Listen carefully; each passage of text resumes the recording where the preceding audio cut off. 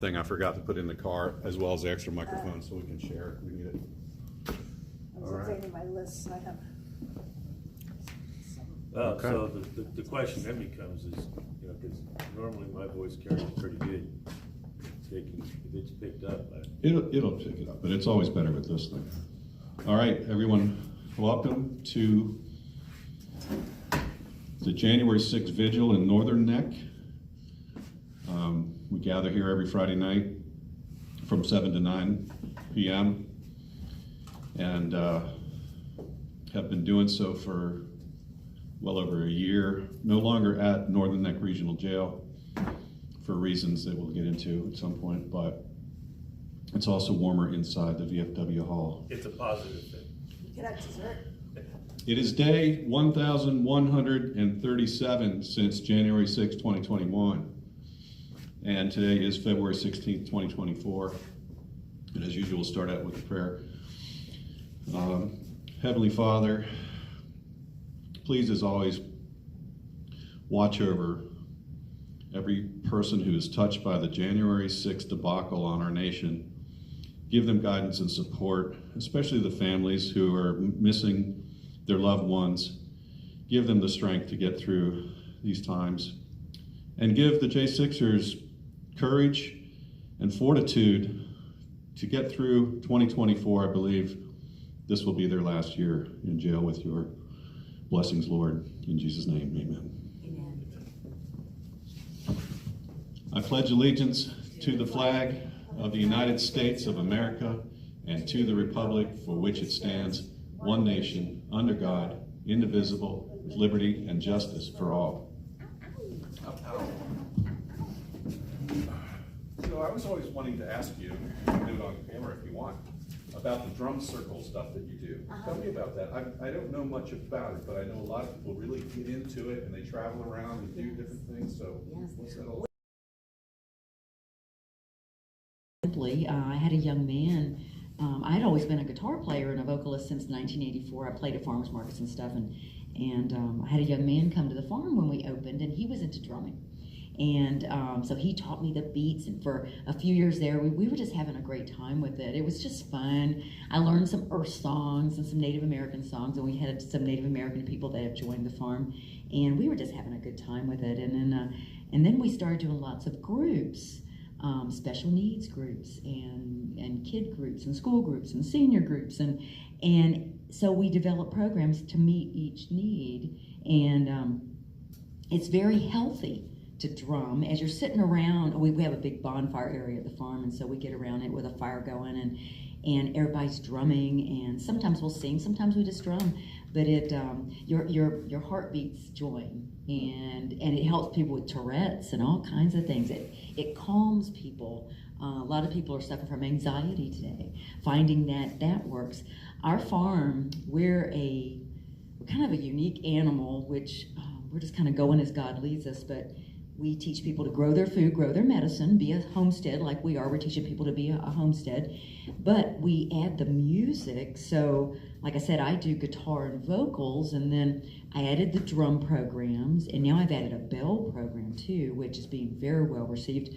We're a Tidewater Arts Outreach Farm, and so they actually pay me to go all over and do programs with my guitar. Like today, actually this morning, what was lunchtime, I did a patriotic luncheon up at Port Warwick at Arbors, the senior living facility there. And so I brought my guitar and my amp and everything and set up and played for their President's Day luncheon, you know, and Tidewater Arts Outreach sent me there. And I love what I do with that. And, you know, music is almost as healing as the herbs. You know, music is healing. I believe it. You know? Yeah. Well, thanks, Gene. I appreciate you telling us about that. Thank you for asking. I love to talk about what we're doing. We're just making a small difference, just like we all are here. You know, One Make a change difference. at a time. we're all tired. I'm sure the guys are tired of this too, but we all come together because when we do, I know we're making a difference. I know we're making a difference too. I was hoping that you might want to just say a few things. Are you ready? Or you have a couple updates you wanted to make? I don't know. Well, think about it. I've got something else to read here that I wanted to, talking about what I think is an example of making a difference, I hope, that just a few individual people can contact their representatives and go through the system and hopefully make a difference. So recently, there was a House bill that was under consideration, House Bill number 280. It was offered on January 10th and pre-filed January 5th, January 10th, so February, just last week. We needed, beginning of February. There was a public comment period available. I got an alert from one of our friends who follows the J6ers very closely saying that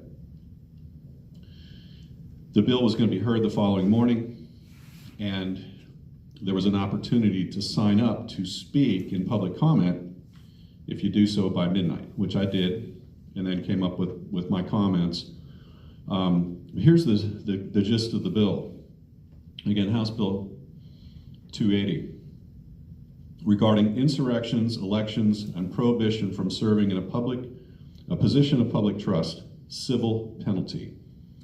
It would have prohibits any person from serving in any position of public trust within the Commonwealth for life if such person is convicted of certain offenses related to rioting, an unlawful assembly, or any substantially similar offense under the laws of the United States or any of its states or territories when such offense occurs: 1, at a polling place, a voter satellite office, or any other location being used for voting or registration purposes; 2, during the certification of an election, interesting; 3, at any other official proceeding related to an election, period.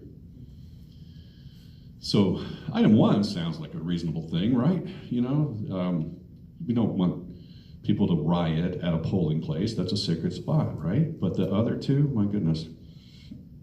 The bill provides that any person who violates such prohibition shall be subject to a civil penalty of $1,000, and such person shall also immediately resign from any such position of public trust such person holds, and it authorizes the attorney for the Commonwealth and their assistants to enforce these positions. The bill defines position of public trust as any position in which a person performs work that involves a significant degree of public trust and confidence, policy making, and so on and so on. So it's basically anybody who can get elected to office. Anybody that exercises their First Amendment. Right. The bill also provides a procedure for any person prohibited from serving in any public position, blah, blah, blah. Lastly, the bill provides that the attack on the United States Capitol on January 6, 2021 constitutes an insurrection, and the provisions of the bill shall apply to any person convicted of an offense in relation to such insurrection. That's the icing on the cake. Now, I got up, tuned in, got on the Zoom, ready to do my testimony. When that bill came up, the clerk simply said, "This bill has been passed over," and so it didn't happen. However, a lot of people, a half dozen or so, signed in, and I want to read these, put their comments on the record, okay? So the first one, someone from Fairfax. I oppose this bill in the way it is currently written. It needs a more specific definition of what constitutes an insurrection, and it needs to provide examples of actions that meet the definition of insurrection in terms of this bill. This bill also needs to specify and provide examples of what constitutes positions of public trust. Moving along, if you're convicted of an insurrection, there should be more options to petition and clear your name besides D.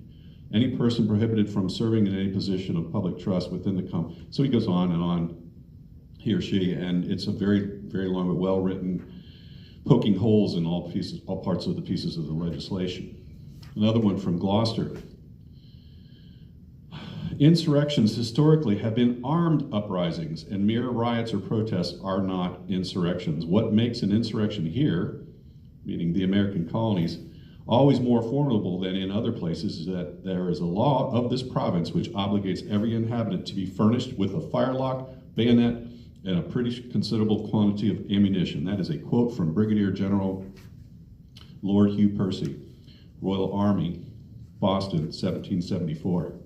So that's a Brit talking about, hey, this place is a little touchy, you know? Further, in the last line of the bill, it makes the provisions retroactive to January 6th demonstration. And anyone who has paid attention to their high school civics class would recognize a clear violation of the ex post facto provision of the U.S. Constitution. You cannot pass a law now to make an earlier act unlawful. It makes one wonder if members of the General Assembly have lost their minds. Certain people from certain groups are intent on using their law-making powers as a weapon, and this bill illustrates that trend.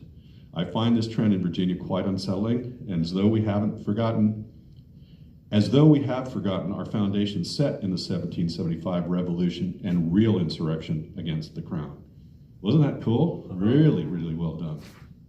And so there were several more, but anyway, it was passed over. The latest information I just looked up online from the 13th of February.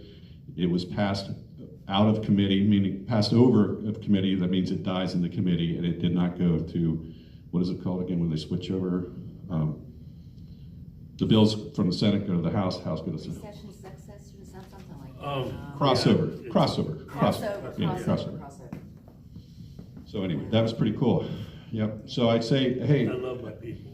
Yeah. Pretty cool. Okay, I guess I'm ready. So we had some good news about Jason Wallace.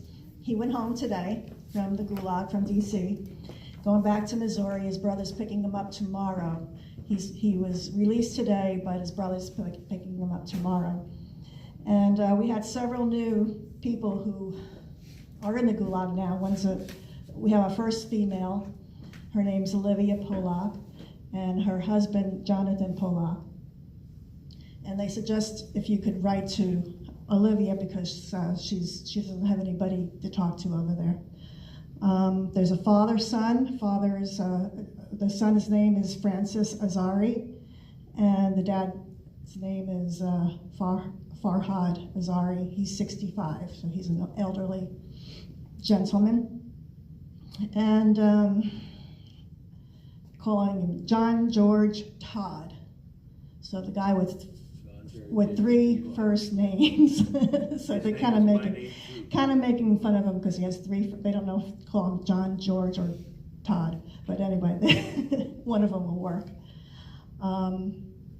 And Chris Quaglin will tell you he'll probably tell you about his letter he got yesterday. It's a 4-page letter. The first hate letter he got, but they were all excited about it because it was entertaining, and they passed it around, and it was the best piece of literature they had to pass around this week, they said.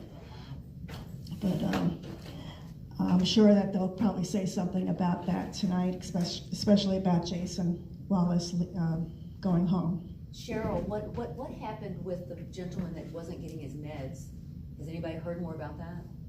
I don't know.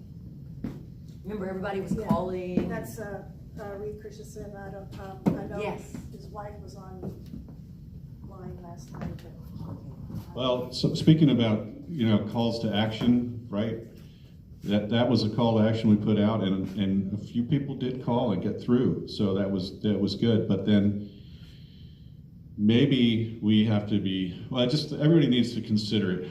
I've also heard the reason why I withdrew the email, I pulled it back, or tried to anyway, was because apparently we had a similar thing that we did for someone that was in Petersburg FCI.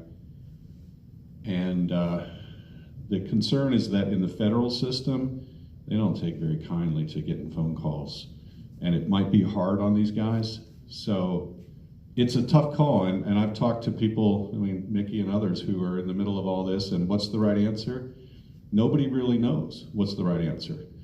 I think in Reed's case, he talks about there in the book, the major gist of the book is get off the sidewalk and don't follow the rules that you're given. Stand up and speak out for what's right. And I hope that it helped him, and I hope he appreciates that we did what we did. And I hope it doesn't work against him. So. Well, it was a definite call to action.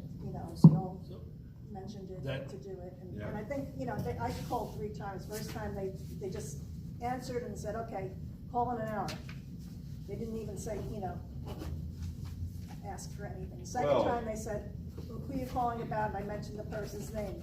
They hung up immediately. Third time, they, probably was a different crew, and they asked a couple questions, and I gave them, and so that kind of went through. So, my impression from that one email that was forwarded as part of your call it back, the one gentleman that got through and, he got the 14 minutes, 17 minutes. My impression was that they actually went through a process, and I suspect that he got his medication. I think that's a good point. So I'm glad you brought that up. That gentleman told me that it was divine intervention, and when he saw that email, he knew he needed to do something. He needed to act, and so he called, and he got through, and he didn't take no for an answer. And there's more to that story. That I'll tell you, but I believe that he did what he was supposed to do right then and there. I think he got through and he made things happen. Yeah, I hope so too. All right.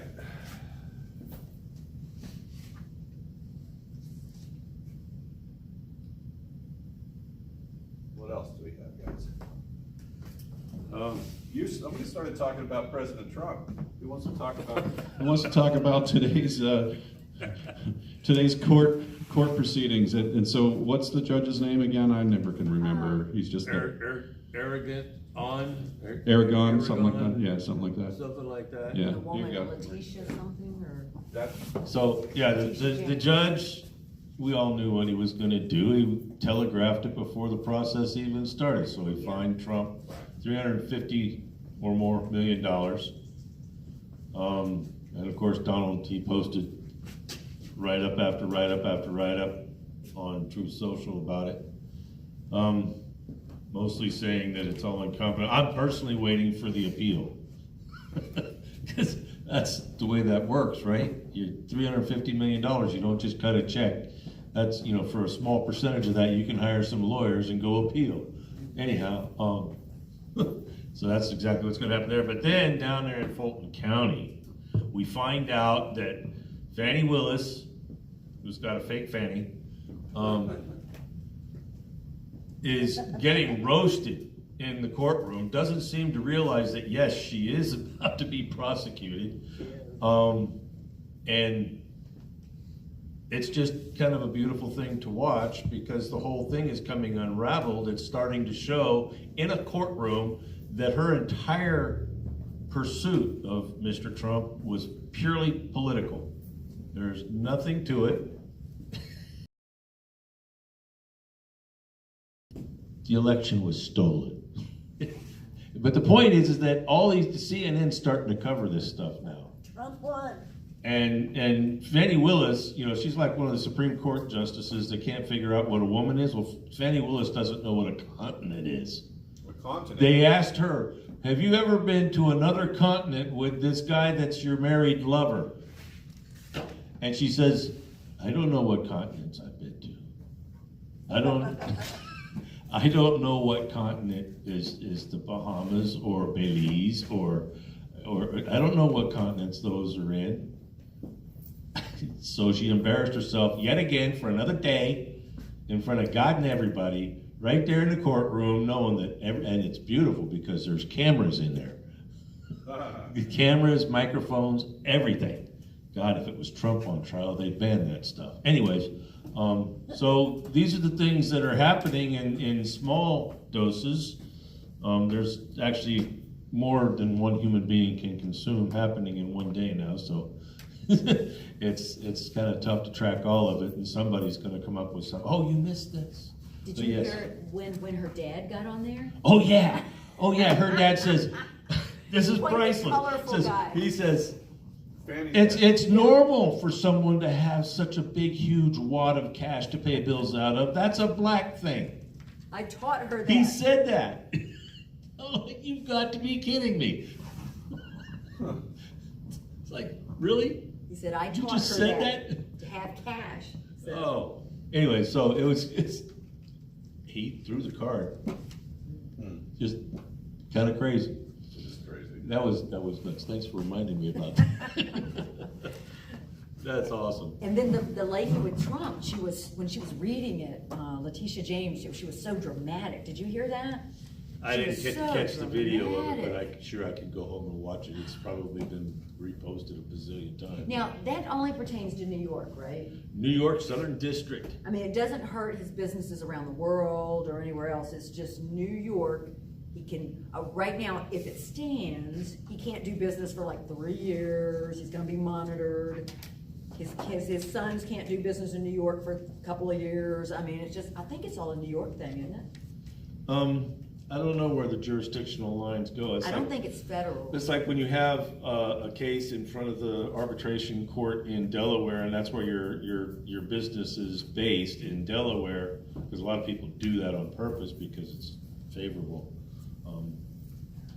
Then it applies like all over the place. I really don't know how that works. Well, it's gonna be a colorful year. This whole year is just gonna be like, It's going to be a roller hang coaster on, ride. hang on. I better get the names in Hold here, on, so I'm coming. better read the names.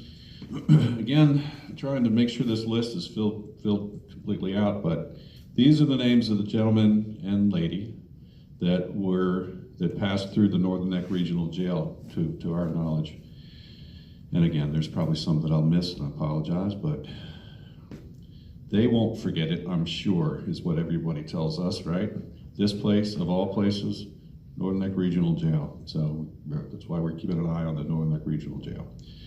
Howard Adams, Zach Alam, Eric Beauchesne, Tim Boehner, Nick Brockhoff, Jeffrey Brown, Mason Corson, Lucas Denny, Israel Easterday, Brandon Fellows, Todd Gardner, James Grant, Matthew Green, Kenneth Harrelson, Albuquerque Head, Brian Jackson, Adam Jackson, Justin Jersey, David Judd, Cash Kelly, Hosea Kenyon, Nick Lagrand, Samuel Lazar, Marcus Malley, Mark Mazza, Patrick McCaughey, Jonathan Mellis, Matthew Miller, Robert Morse, Jonathan Munafo, Daryl Neely, Ethan Nordine, William Norwood, Michael Perkins, Dominic Pizzola, Mark Ponder, Ronnie Presley, Mahila Pryor, that's the one female, Chris Quaglin, Barry Ramey, Zach Reel,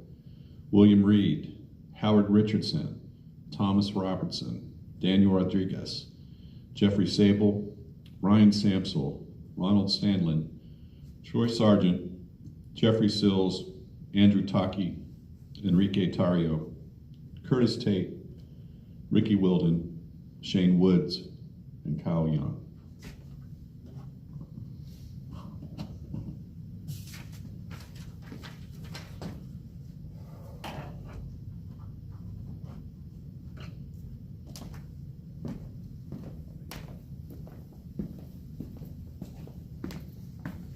Hello, everybody. Thanks for tuning in. Well, we know Hello. we're all thinking of these people, and but you know, you don't hear anything about it on the news. They want us to forget them, and we're not going to forget them. We're not going to forget them. So, Yep, Lisa, you're right.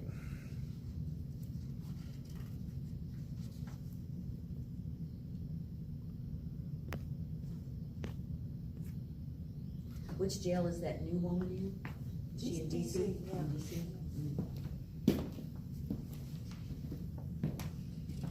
But the guys, they all hang together, so, and they keep each other company and share. She's She all by doesn't have- herself. She doesn't have anyone. It's chilly. I don't know that It is cold. Got icicles on my nose. And it's gonna snow tonight or tomorrow, not here in Virginia, but, Yikes. close, like, what, Maryland or something Really? like The S word, huh? that. Oh, It hasn't, the temperature hasn't gone up. It's just blowing air. I think we should shut it back. Yeah. I think it feels colder than it did when we was it got my, here. SS come? And your fidelity. Oh, yeah. That's,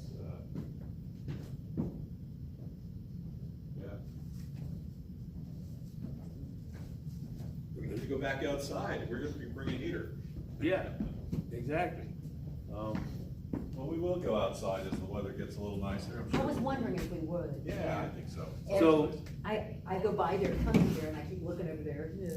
on that, On that. in the interest of keeping, you know, like we actually told Michelle out loud at the last meeting, we're not gonna be breathing down their necks every Friday.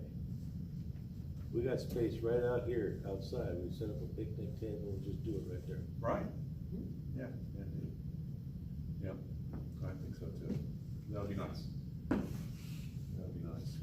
Maybe we'll get a big old Smoky Park barbecue pit thing go on out front and have everybody come by. That would make for a perfect little broadcast.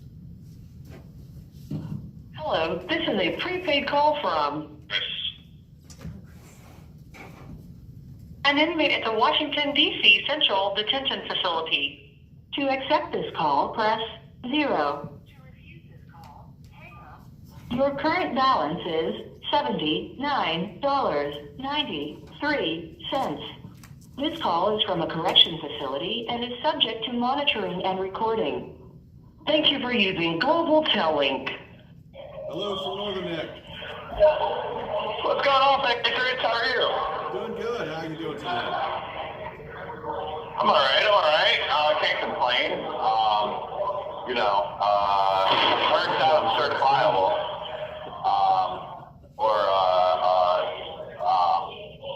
They say that I'm not of well enough mind to take the stand or to be tried. No kidding. That's what my liberal lawyer's shrink says now.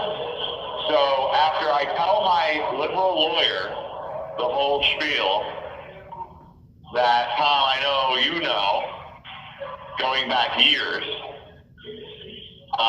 which we won't repeat, but I basically tell him the whole deal, everything that happened, and then he turns around and says, well, I've never seen anything like that in the news. That never happened. That's part of your imagination.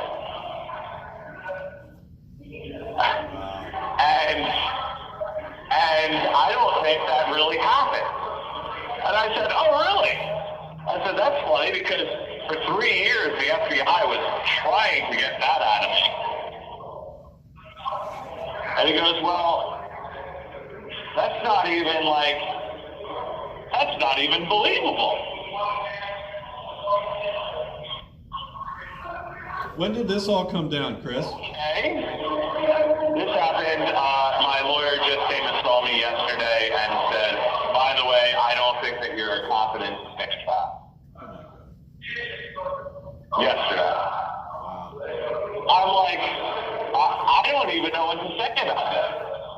And I'm like, by the way, I did send a 27-page letter. I sent it to Judge Macbeth. And he's like, when did you do that? I go, well, I sent it on my son's birthday. He's like, oh, well, that's interesting. Very good. And I said, yes. I said, I sent it. He goes, well, when did you wait until then? I said, because that's when your shrink came and talked to me and then threatened me with exactly this. And I told him to get out and that we were done. So that I immediately sent the letter. I said, go fuck yourself, you know, excuse my French, but, so yeah, that's the news story, now that the prosecution, knows the whole deal. So in 25 days or whatever, 28 days or whatever it is, on the 12th, I think you need to check the docket, but I think it's on the 12th of next month, 12th to the 15th. It's going to be a doozy. Because at the same time, they're saying, well, we think he's he's incompetent to stand trial because of everything that's happened to him over the past 3 years. So you mean the government, hijacking me and kidnapping me and leaving me here without bail, even though the New Jersey judge said that I absolutely should have bail, and there's no way that I'm a flight risk, and no way that I'm a menace to society, because, like, let's be safe, whether you found 1 gun in my house or 50 guns in my house, I've been in my house for 3 months before, after January 5th.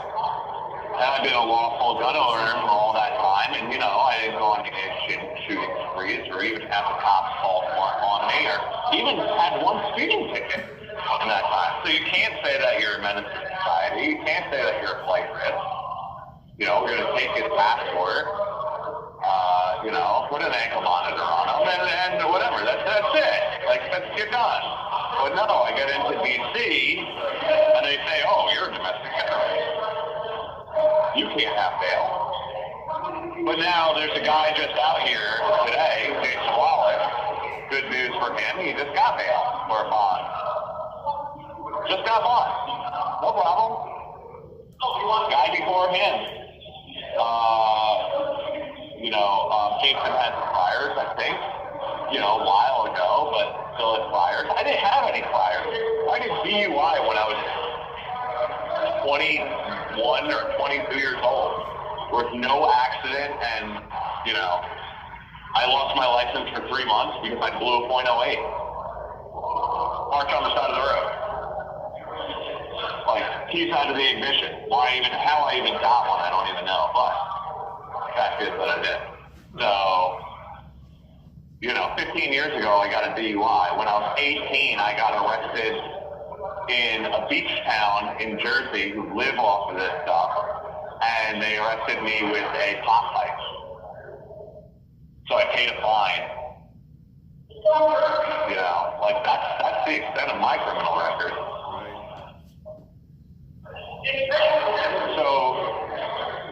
So now,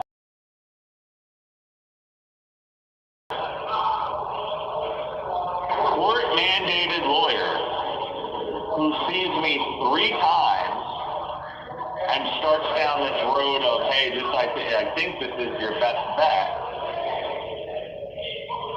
and then all of a sudden I'm certified. Like, are you out of your freaking mind? Because I'm not, but this place is. Like, It is. I mean, this city is, I don't even know how to describe it.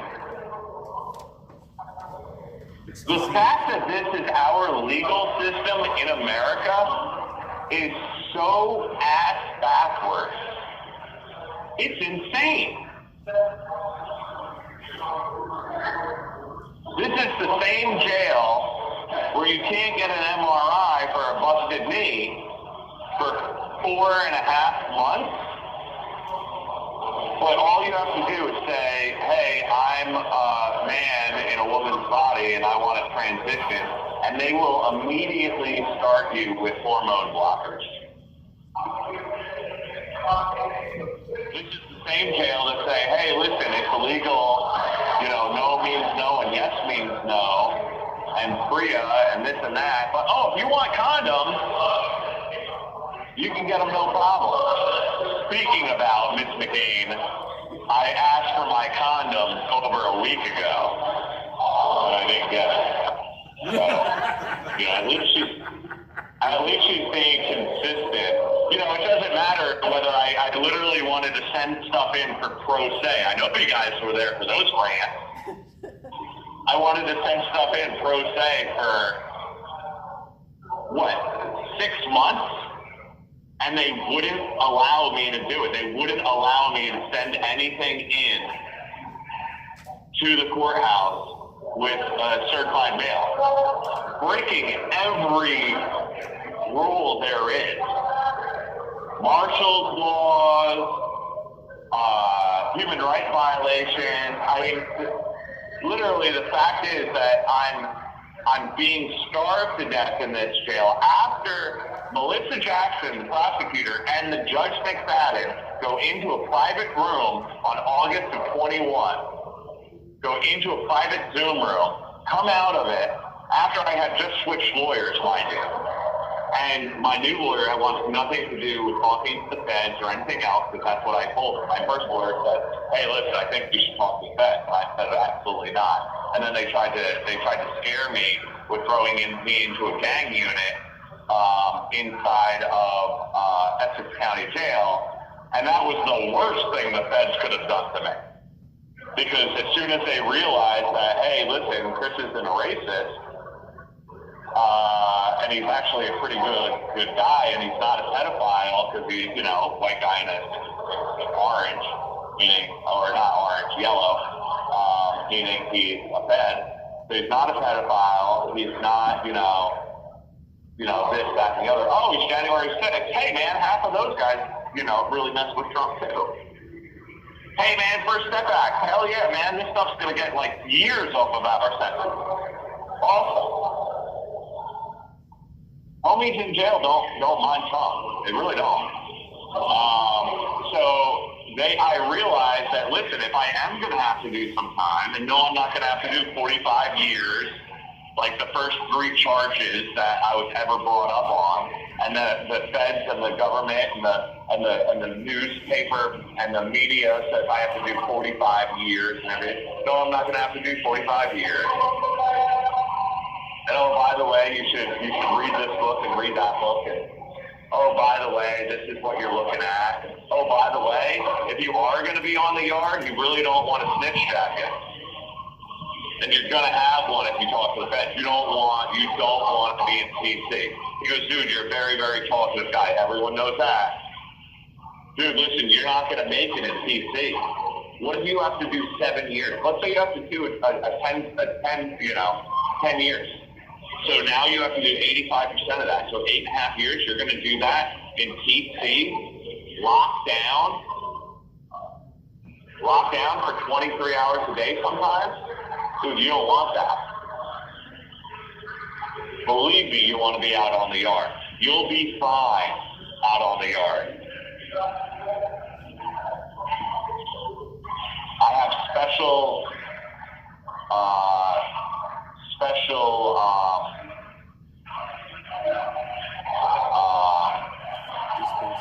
what should I say, or how can I say that? I can bring certain or I can attribute certain things to jail life. Being that, I think I was one of the only guys in Jersey that had a 55-gallon spill at their house.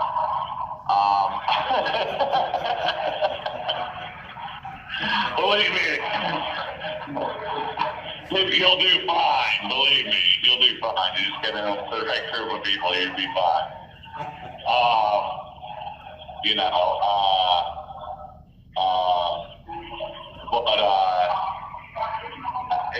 So I don't talk to the feds, and then finally I tell this lawyer, which he's all ears for it. Like I said, I think I said this a couple weeks ago. He was all ears.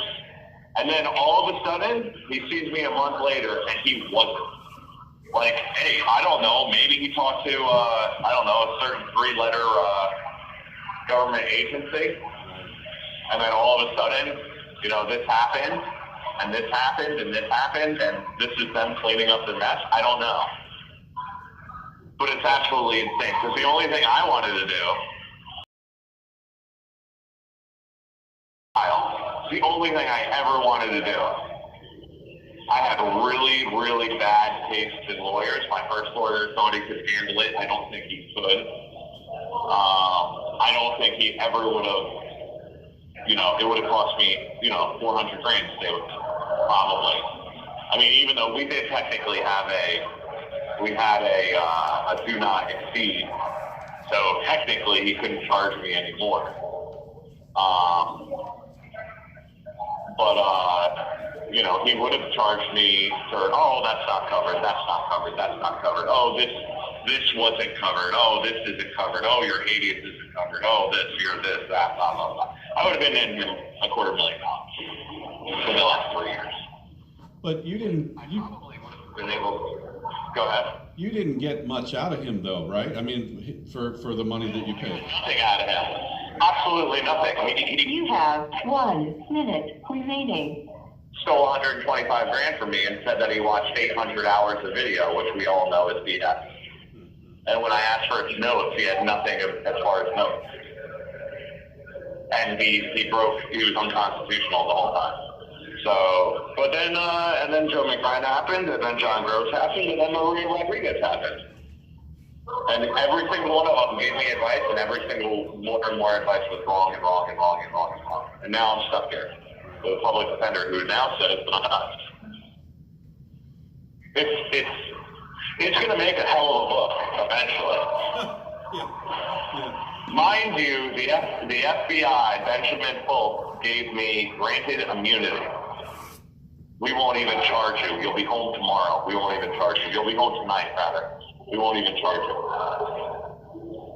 And I have it on tape. It's absolutely insane. So, anyway, guys, that's my story. Thank you for using Global Tel Link. What about you? Chris Quaglin, always something new. That's a heck of a development. How do you fight something like that? I was going to ask him what's next. I have no idea, but just, geez. They're Why saying can't he's he? not fit to stand trial. Well, that's right, but It's his own attorney that's making that assessment without a professional consult. But then again, I mean, why can't he go pro se at this point?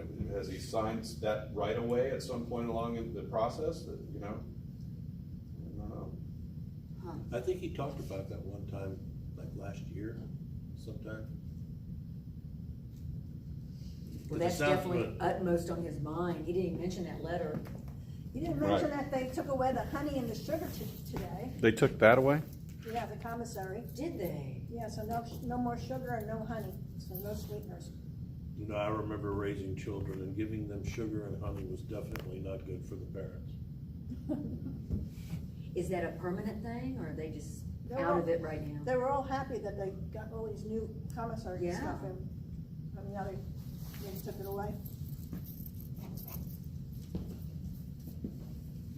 So yeah, it's, Have you gotten any responses back to why they took it? No, that was just last night.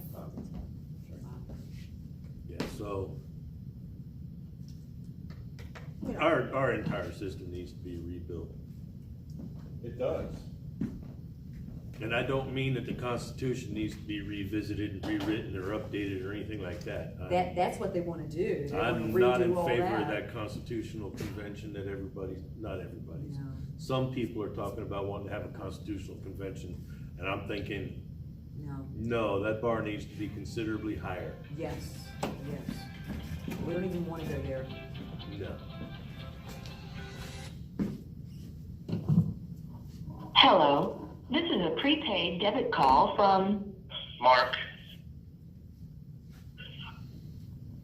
an inmate at the Washington, D.C. Central Detention Facility. To accept this call, press 0. To refuse this call, hang up or press 1. Hello, this is a prepaid debit call from Mark, probably more. an inmate at the Washington, D.C. Central Detention Facility. To accept this call, press 0. This call is from a correction facility and is subject to monitoring and recording. Thank you for using Global Tel Link. hello, this is Hello. Nick. How you doing, Mark? I'm doing well. How are you guys? Doing good. What's new? Good. What's new today? Well, let's see. Nothing really new on our side, except for I've been watching the headlines quite a bit. Yeah. And that's a Georgia case with Trump and the prosecutor that may have been corrupt there. The New York case, right? His business dealings. Right. That was $355 million that he was fined with. for damages. Well, if you notice what his quote was, it's very, very interesting from a law perspective, because he said that I was transparent and successful, and he was referring to his contracts. Now, my claim against the federal courts is that they have no transparency in their contracts. They're obligated as a corporation, and they can't sue me for damages directly as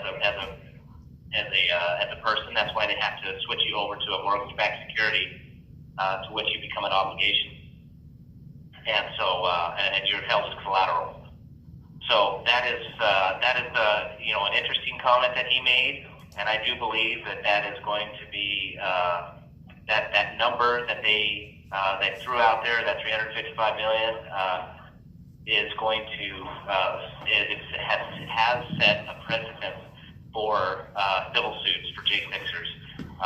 So you can expect no less than numbers like that when you start suing them for the lack of transparency in their contracts and for kidnapping you and pulling you into private jurisdiction from civil jurisdiction. Well, I can't wait for those civil lawsuits to move forward, because I think we were just talking about that during the break here between calls, is that this system needs to be revamped, because they are completely using it as a weapon, and it's not right what's happening to you guys. Well, that's what happens when you have when you break away from public law and you corporatize everything. You become beholden to the policy rather than what's right and what's wrong. And that's the big difference. That's what the instrument of communism is that it's more important to uphold the policy versus, making sure to have a moral compass to do right and wrong. I need to learn more about this. Well, so what do you think is the path forward here? The path forward is they're going to continue to do as they do as long as the public gives them tacit consent to do so. And you have seen now that you have complete corruption, throughout the judicial system, and it is the way they have set it up.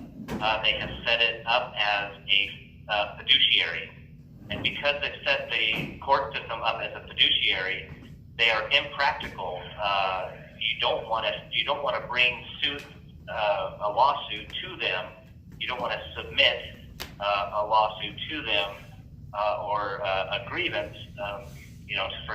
To expect a redress of grievances, because then they are the wrong jurisdiction. You have to have and set up a public, a Republican social compact that uses public law. Go back to it. Go back to the beginning, and initiate public law. Each state is set up that way. It says so right in the beginning, in the first sections of your social compacts on almost every state, and you got to go back to the original. The constitutions that are state constitutions now, you can't trust them because they digitize them, and they are erasing history and rewriting it the way they want to, just like they did with the Tartarian Empire, and so you've got to be careful, and you got to go back into history and find the old social compacts that they should be in the archives, and they'll probably be in a library somewhere, a state library. I'm sorry, you're gonna have to dust off the old books. Well, that's interesting. I had never thought about the digitization process. The one path that I think that holds promise is the 1512C case that's going to be in front of the Supreme Court, because once I think that gets overturned, that's going to shine the light on these judges that have been using that as a club, and I think that might be something that helps shine a light on this for the general public. Yeah, so there's a balance, right? Because we know and have to profess the truth and show the lights on the path, to the way forward. But at the same time, you also have to dose it out to the public in such a way where it's palatable and it doesn't shock the system. You're completely changing a paradigm of thought that has been fed to the people, and now you're going to have. And the thing is, now that when you disillusion the foundations of a system that has existed, there's this void that if people don't know what to do next, they think all is lost. So you can, in the very same room, you can have somebody that says, "Great, the corporation is losing money, the stock market's down, these corporations are getting found out for what they're doing, their corruption, their whole, and we're gaining ground as a public." But for those people that have been in that system and enjoying the fruits of that system at that level, are going to be shocked, and a lot of them are going to be confused on what to do next. So one of the main important things is, as we move forward, to also show the solutions along the way that will help ease people and help them know that there's a tomorrow, that not all is lost. Well, tell us a little bit, Mark, about your background. I don't even recall what state you're from, and what do you do in the world, and just Yeah, I'm from the Pacific Northwest. I was born in John Day, Oregon. Lived throughout the Pacific Northwest, and did a short stint in the South in Louisiana, where I traveled all over the Middle America, and I was working in oil and gas as a field service technician, and then from there I was doing well on finding solutions for industry and selling parts basically, and eventually it just turned into a sales career, and I really enjoyed building things and solving problems or challenges that these companies were facing, and a lot of it having to do with production and ROI, as they say. Interesting. I'm reading a book. I haven't quite finished it yet, but it's called The Mysterious Case of Rudolph Diesel. Do you know anything about him and about that whole Rockefeller era and where oil was coming from and all that kind of stuff? It's pretty fascinating to me. Yeah, well, when I was down in the oil and gas industry, and I don't know, so let's back up here or go forward.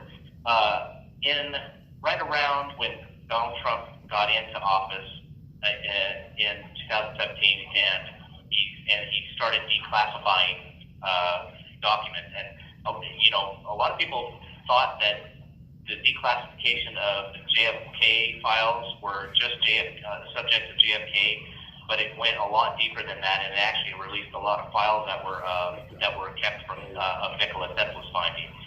And so you've got a lot of technology, and I mentioned Tatarian Empire, and they were the ones that brought you the architecture of these cathedrals and these state buildings and some of these monument theaters and things like that, where they were incorporating design according to resonant energy of the earth, and they were actually these buildings actually powered themselves. So the biggest lie, there's two really big lies, and that is that oil is a fossil fuel, and that energy that takes something to harness. You can put batteries in the earth, and you can get energy. You can also get energy from trees. They're doing experiments in India and Africa, and they're showing that they're pulling 20 volts or 12 volts off of trees to power like lights and things. So the earth has its own magnetic field, and you can do earth batteries, and you can power homes for free. You don't need any of these technology companies. You just need some hardware and a good design. That part's true. It's true. Yeah, oil is also a renewable resource. When I was down in Houma taking open water survival classes with Falk, I was sitting in the change room, and another oil guy, a scientist, was there. He was heading to BP Thunder Horse, same rig that I was scheduled to go on, and he was, I asked him, I said, so why, what are you doing down here? And he's like, well, we are going out to the oil field here that we had drained, and we're going to check out the sensors because the sensors are showing that it's refilling. And we want to know if there's damaged equipment or what's going on. And so they went out there and they realized that it was refilling. Okay, so the Earth it doesn't rely on the fossil fuel theory of scarcity to generate oil. The other evidence of this is in Montana, near the vent, deep under ground, they have oil that is almost as clear as cooking oil, and you almost don't need to do anything to it except stick it in your engine. And it's amazing, and you can't tell me that's from dinosaurs. Okay, so this idea that the idea of scarcity of oil came right around the turn of the century when they were rewriting history through the Rockefellers and the Rothschilds. Yeah, that's exactly what I was reading. And of course, the whole oil tycoon, that whole industry was for production of kerosene for lighting. But when electricity came onto the scene, that demand kind of went down. The automobile hadn't taken off far enough with the internal combustion gasoline engine. And diesel comes along with an engine that can burn almost any kind of oil, including seed oils and coconut oils and all kinds of things. And so yeah, they came up with that scarcity theory, and we're working very hard to hold back the diesel technology. But it was so powerful because it was powering battleships and submarines, and that's what really got it going. Mm-hmm. Yeah. So the Lusitania was a Tartarian design where it was creating its own energy and electricity, and then it was repackaged as the Titanic. So that's something that you won't hear in the history books, and they'll tell you it's a wild conspiracy, but it's not. I don't believe it is. If you look at the timeline of things, the papers, the major news outlets, media companies were already bought up by Rockefellers and the Rothschilds, and they were already pumping up tons of propaganda about oil being scarce, and then also starting to prop up pharmaceuticals and slandering people that were considered, by today's standards, are considered chiropractors. And you know how the insurance company views chiropractors, but they were the ones that had the most experience in anatomy, and they were the home visit doctors at the time. You have 1 minute remaining. That's interesting you talk about that, because now Soros has just bought up one of the largest radio station companies in the world, and he's trying to take control of that messaging as well. Yeah, absolutely. I mean, they know how to run an operation, and the quicker we learn the game, the quicker we can, overcome it, because it's something that we already know is,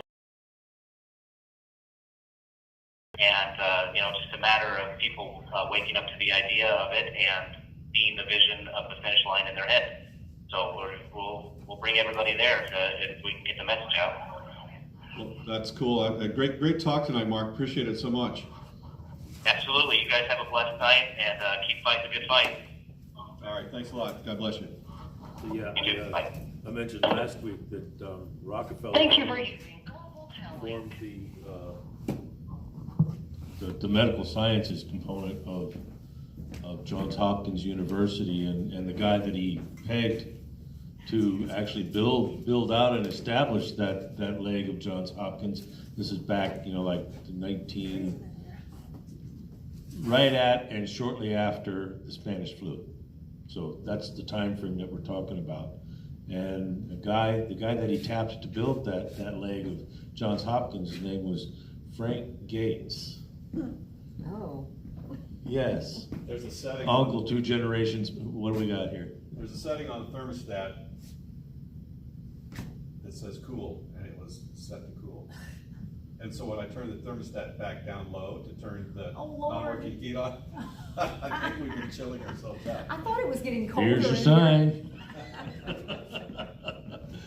I was getting ready to text Gary saying the heat's not working. Y'all were talking about Soros, and I don't know if this is true or not, but a lot of people are talking about that he owns NFL, and he was over the whole Super Bowl and everything like that.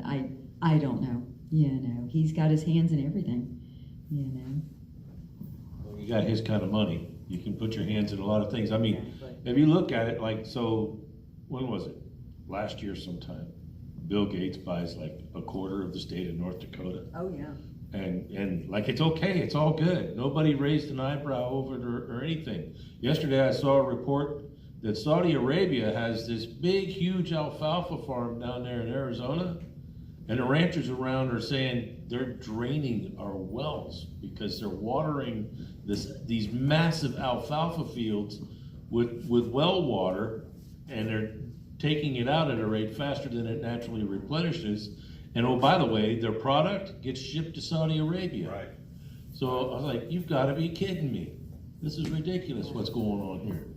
China Anyhow. owns a lot of our land too. Oh, China's been doing that for a long time, but I'm not so much worried about, I'm not as worried about foreign nations investing, because we've got a little safety valve on that one. It's these wealthy individuals like what Bill Gates does. We don't have a law that says an individual can't do that. Right. But that's clearly something that's unhealthy for the rest of us. So that's kind of stuff that needs to be addressed. But yeah, on the oil thing, Rockefeller, he got Standard Oil started way back in the day, and when he was working with people, said we need to create a sense of scarcity. Yeah. So we're going to say it's dinosaurs. Yeah. That's when that got started, way back then. And it's like, how many years has this crap been going on, and we've always just lived with it like it was a fact?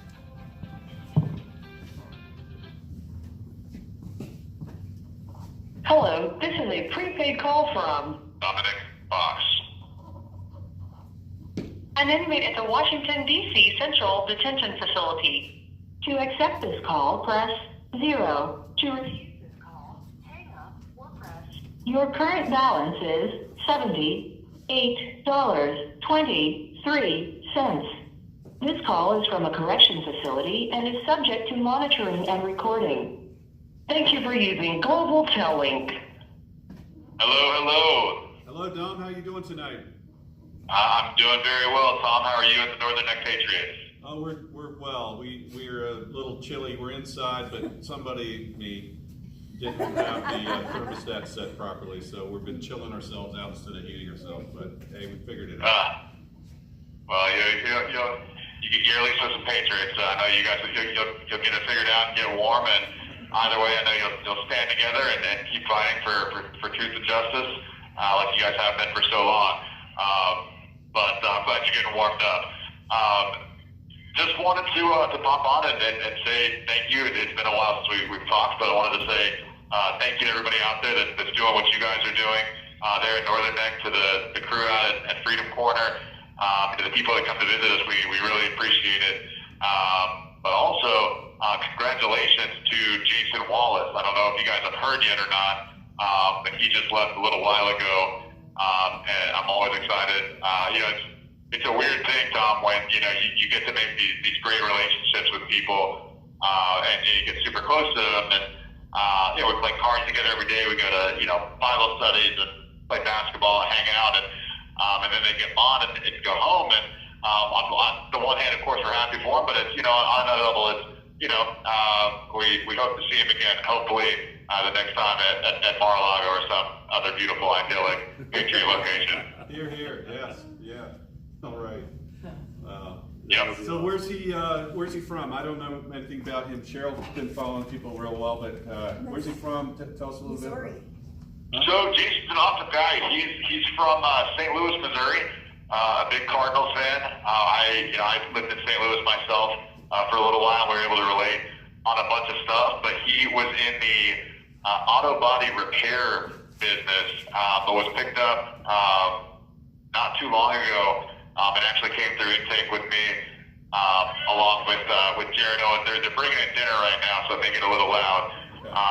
But he's just an awesome guy, super handy, super funny, a big tall guy, but loved, is always cracking up, kept our spirits high, and had a really interesting, I don't want to get into that, but his situation is very interesting. I would urge people to look into that. He's, again, awesome guy, super funny, very, just one of those people that you like to have around. And so we're happy that he's going home, but, again, super good guy. So a lot of new faces since we've talked, as well, but it's interesting, there's a lot of the founders or the pioneers of the J6 pod community, they're kind of cycling out, and it's interesting to be kind of on that new era of things. But spirits are still high. We got outside for the first time in quite a while last week, so really enjoyed that. Great. So how many guys are in the pod now? I don't recall the last time. It's filling up. I want to say right around 30. There's been 2, 4. I can find it's sorry, between 28 and 30 right now. Of course, we had the father and son from Iran who has a super interesting story from out here in Virginia. Then the Pollock crew from Florida just came in the other day. And it's crazy to, continue seeing people so far removed from that day continue to be brought through this process. But it's, we're taken care of. And then we've got John Todd that just made it in, and another John as well from Colorado that just came in. And, it's because of people, like you, the people that are listening right now around the country that we're able to, every time somebody new comes in, we do a collection bag, and everything they need, all their toiletries, their food, pens, papers, things like that, that are provided to us, we share those with everybody, and it's a pretty cool experience to have gone through and now to be a part of that. So it's cool. That's heartwarming. I know. I think you talked about it. What your first impression was there. I know several guys have told us about that they're just, kind of on a whirlwind, being diesel therapy, running around, and then suddenly to land in a place like that and feel welcomed and it's obviously, I would never wish a jail experience on anybody, but for the last 3+ years, the world's called us all, domestic terrorists and radical extremists. So even though I was one of those that's been branded by this, allegedly, quote unquote, branded with the scarlet eye for insurrectionists, I had this idea in my head about what it was going to be like walking in here. And when I got here, I was blown away because the reality was so different than what I expected. And that's one thing that I would try to harp on. The people that are in here, it's from all walks of life.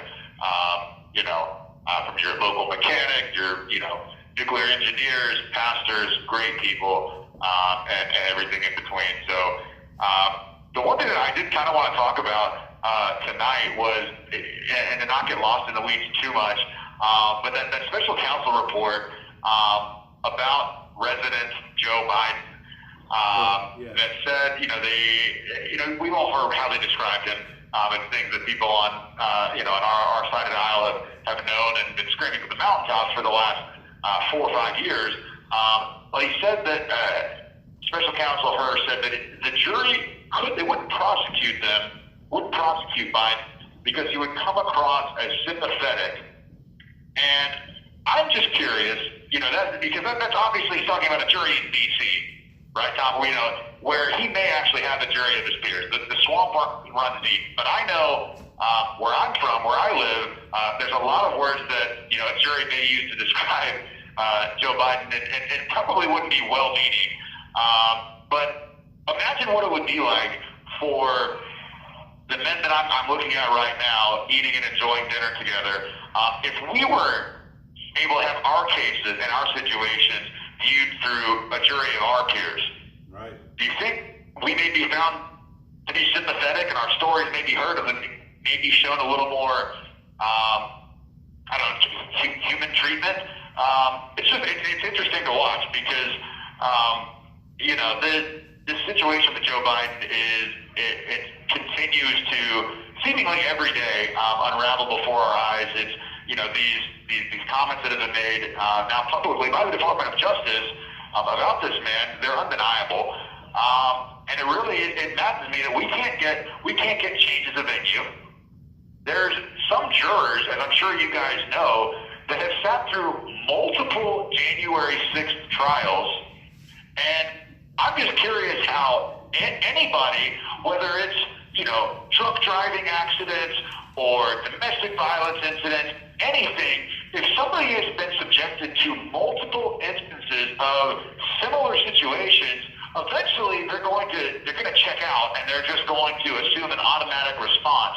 And it drives me bonkers because you could say, you know, there's obvious evidence of criminal behavior or prosecutable activity that Joe Biden has engaged in by the Department of Justice's own admission, and a jury's going to find him sympathetic, so we're not going to prosecute him.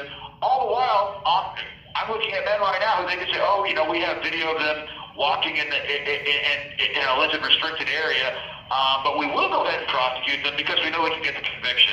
And it's just this disparity between, or this dual justice system. It's bizarre to be a part of it. And I think, you know, it's just, if anything, Tom, it's just nice to have it, you know, not on the record, but in an official capacity, someone saying the things that we all know and can see with our eyes to be true about Joe Biden. He is an old man. Whether or not he's well-meaning is still to be determined, though, and I'll leave that up to people smarter than me. Well, I think he's well-meaning for anything that relates to his own personal gain, that's for sure, and that's always been true. Right. Yeah. What do you think about? What do you think about the rest of the headlines then? This Fannie Willis situation is really interesting for me to watch that unfold. You know, being that I live in Florida, but I still consider myself a Savannian. So I've worked in Atlanta. I know Fulton County, and so just if anybody would have looked at the actual indictment that President Trump got from the state of Georgia and actually just read through it, it's absolutely ridiculous. But to now watch and I don't even think Fannie Willis was really the one that decided she was going to go ahead and prosecute President Trump. I think those decisions are made somewhere far above Nathan Wade or Fannie Willis's pay grade. But to watch these people, come out and engage in absolutely reckless, unprecedented behavior, and going after a former president, to now be demonstrably corrupt and rotten to the core, I just think it's laughable. But having lived in Georgia, having worked in the political game there, I love the state of Georgia, but politically it's rotten to the core. So it's nice to see some of the light being shed on that.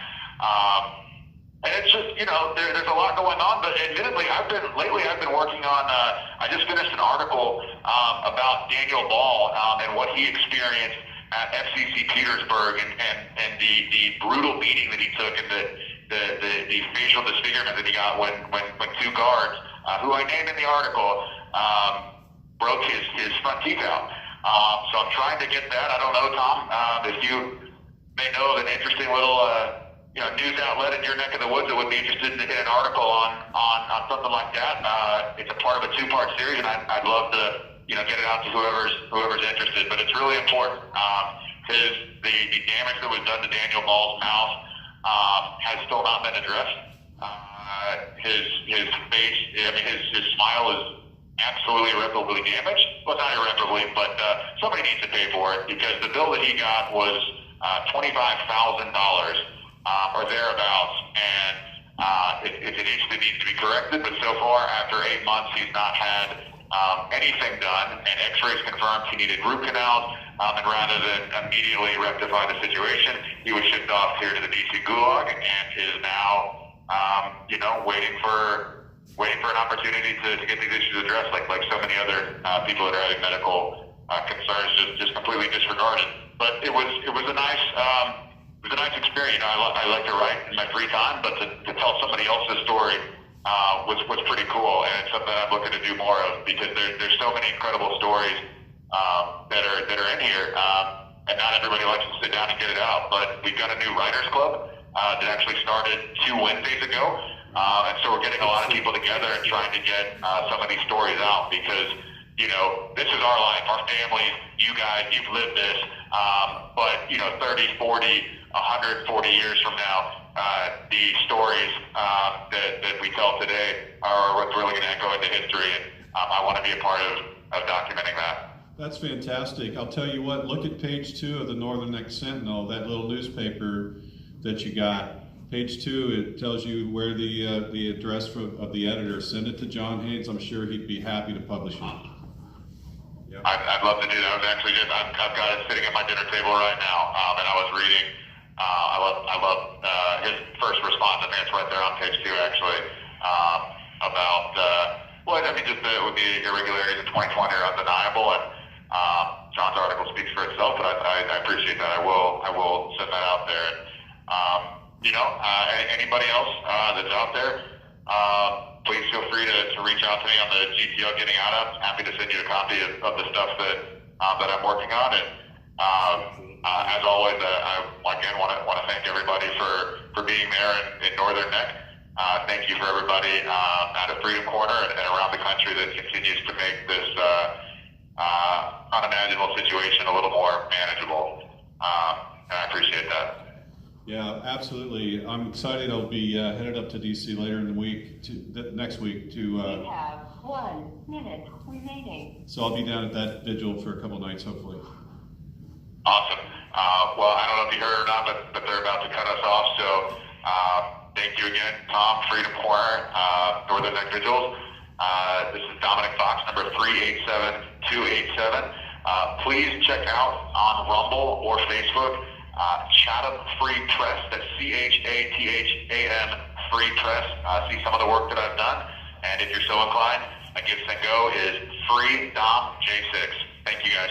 Thank you, Dom. God bless you. Thank you for using Global Telling. I need to write that down, Joe. It's right here. She's already got it. CHA? CHATHAM. Press. That's great. I'm glad that they. That's awesome, because that's gonna give them some more power. Yeah. I think so too. That's really fantastic. Next, my guess is gonna be John Tuck's. We should have a little We haven't heard wager from going him. on here. Who's coming next? He's coming next. John Tuck's. It's gonna be John Tuck's. 'Cause he's first in line over at DC, so he usually does that and then comes. Now, where did you get all this info? All this information I got from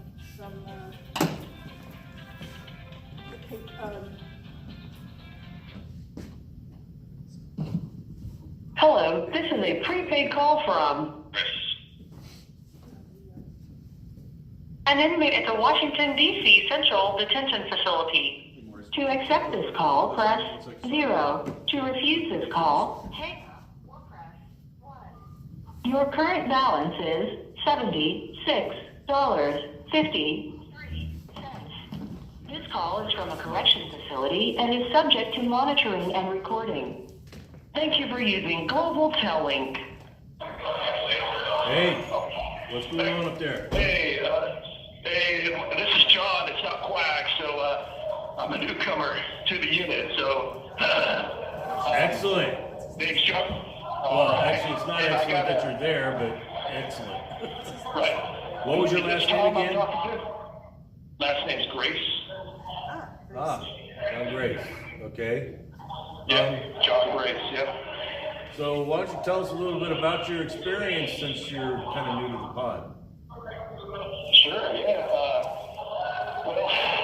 Last March I did a self-surrender and it's, you know, it's pretty tumultuous, the whole process. And back in Colorado, was hit with some complaints and maybe a felony and some misdemeanors, and went to the court, and they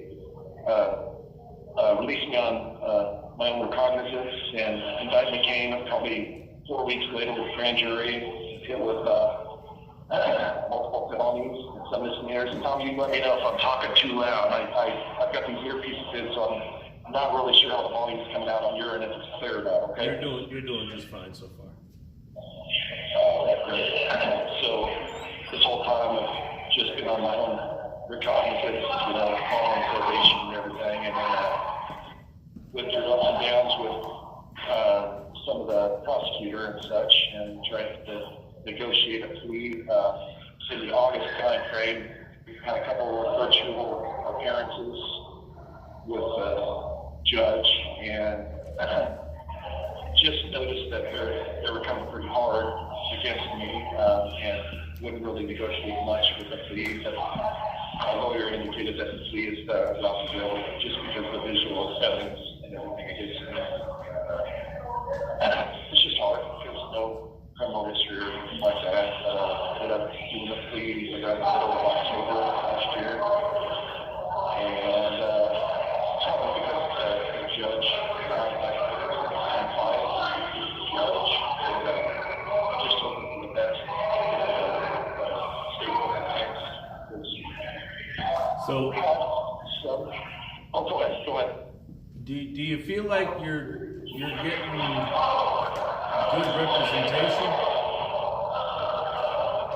I've already been sitting. I've already had everything's kind of closed, and I've been such. So I do. It's just because of the video evidence, there really wasn't an option, you know, for my lawyer to really do anything else. I can understand. There was a situation where there was pushing and shoving in a collective effort, and I had the mindset that I was doing something in a patriotic fashion, and it was just, without having a criminal history, I don't really know how any of this stuff transpired. So, it's just hard. It's hard for the family members and everything. I was literally on which family members need to tell because it's so catastrophic to not only but it's hard to We're having a hard time hearing you at the moment. Is there a lot of? How's this? Oh, that's much better. There's a lot of there's a lot of peripheral noise. I'll try to go a little quieter over here, but there's a lot of peripheral noise. So, so anyway, that's fast forward to the end of January. I was sentenced, and from sentencing, my wife was in the courtroom. From sentencing, they directly took me to one of the wings of the DC prison, and I didn't have a roommate initially for a few days. I was kind of in a lockdown state, and I ended up doing about 14 days in there with, I think, a total of about 3 hours out, a total maybe 4 hours out. I did talk to my wife 1 or 2 times, and I had a bit of visual interview with my wife. And then the last time was in the hole, and that's probably the time that I was able to actually find myself the most. It was actually the most peace that I had was the last night. So 14 days in lockdown was pretty hard for somebody that has no criminal background or anything in that respect. It was pretty hard. I lost time. I couldn't really even know what the date is. I had a video interview, I think the Friday before I was released to the Patriot Pod, and my wife actually helped me refresh my time frame, the date and time. And Tom, you let me know if this is the information you kind of want to hear, because I really don't know how these things go about. So you tell me if I need to deviate. Keep going, man. Keep going, because this sounds good. Okay. Oh, okay, man. But the guards, honestly, I was expecting for, based on the rhetoric I was hearing in the other film, there was just a lot of negative energy. Like I was just expecting one time, there was food that was stored in my cabinet that I hadn't stored, and I went ahead and just tried to throw it away. I was just hearing peripheral noise that something was going to happen because I broke one of the rules of the test. I was just throwing it out, and it was just hard internally from it. But the main thing, Tom, is that I was able to maintain the peace in my heart during the process. But it just there was a lot of negative energy surrounding the atmosphere, and it was tough emotionally for not going through the mental stress. But the amazing thing is the whole time I did have a sense of peace, but it was just tough. It was just tough emotionally. Anyway, this last week, where I think it was Monday that they brought me over here, but I still, because in the process of requesting to get the nature pod, at one point they transitioned me out, and I'm like, oh, this is great, I'm going to the pod, and it was a different location. I said, I've got Jason's charges, and they kind of backtracked and had me go back to the original cell. And so the next time when they finally going in the direction of the pod, they had indicated that that's where I was going, and I was still at trepidation that occurred. So I was just grateful that they persisted, but I'm still dealing with the doubt that it wasn't going to occur because of the previous occurrence. But the good thing, honestly, is that I was protected during that time, and I was grateful for that. I was eating food, but I dealt with some constipation because there was a lot of carbs and stuff, but it was edible much. But so fast forward to now, and I'm here. Yeah, I'm here. I've taken this week to kind of detox from the whole situation, because mentally I think it was one of the harder elements that I've ever been through in my life. But I'm not a victim here. This was just a hard thing that I struggled with. That the amazing thing is the last day when I was in the hole, and the other locations, I guess I was surrounded by more inmates. I wasn't in the hole, I was surrounded by inmates. But I was hearing a lot more conflict, I think, in the other locations, But the last night was really the time of culmination where I really found peace in my heart through meditation and prayer. And it was actually when I really saw that I had made it through, and I just accepted if I was just going to stay here. So be it. I wouldn't want to, of course, but so be it. I was able to endure it, got that far, but it was difficult. It was a challenge, but just fast forward to here, I'm just grateful to be here because, the food is fine. There's some nourishment there, the guards appear to be appropriate, and there's just a fellowship with other of this whole thing. Like I said, Tom, I don't know if this is what you're looking for, but this is kind of my story and the struggle through it. My wife's been behind me, which is amazing, but just the peripheral noise I was hearing in the jail, it stirred up a lot of concern in all aspects of where I was at internally, just. Man, you got a lot of audience back here. Is it game night over there? What's that, bro? You got a lot of people over there. Yeah, there's a lot of folks here. But anytime. So, one of the things we've been impressed with is the camaraderie that's been built over the last year and a half or so. So I think I think that's a seed that'll grow in you in a good way, I think. So I think so. Keep your chin up. Thanks, Tom. I appreciate it, and I think just the folks that I had in the cell with me, I think have been the most beneficial to me, because one that was a cellmate with me here, and we just really growing together in the process and such. So it's been tough, but the amazing thing is having prayer to guide through and everything. But that's firstly my story, Tom. Like I said, it could be really wordy what I've done. Didn't really know what to expect, and if you all can keep me in prayers, and it's all the other patrons here. Count on it. See if it moves. Count on it. Yes. Okay, thanks, man. Thanks. So, do I go ahead and hang up now, or what? Well, there's nothing wrong with that. I mean, if you feel like you've used up all the words for the day, go on ahead. We will keep Well, if you you in have our prayers. questions, if you've got questions, I've only been talking, Tom. If you've got questions, I'll do my best to answer. But like I said, I heard Quag on one of these. Go ahead. I did forget to ask you, exactly where are you from? I'm from Colorado. Oh, that's right, you did say you were up that way, yeah. Okay, I'm sorry. No, that's okay. We like to get a good feel for, what somebody was doing before January 6th. And your audience has made it a little bit challenging. Okay.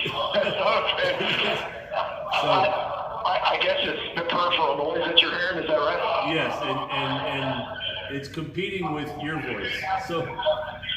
Oh man, I don't know where else I can go. I can go to the room.